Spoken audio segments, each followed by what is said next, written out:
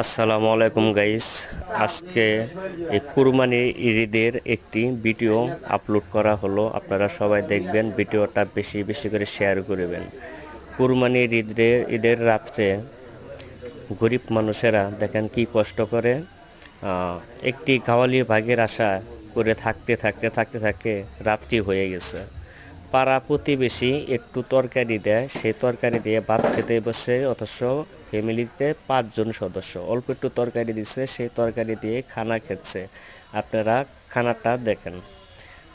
গরিবদের জন্য একটু দোয়া করবেন, একটু আশীর্বাদ করবেন, ভিডিওটা বেশি বেশি করে শেয়ার করবেন, যেন বাংলাদেশের মানুষ ভিডিওটা দেখতে পারে আর একটু গরিবদের কথা অনুভব করতে পারে।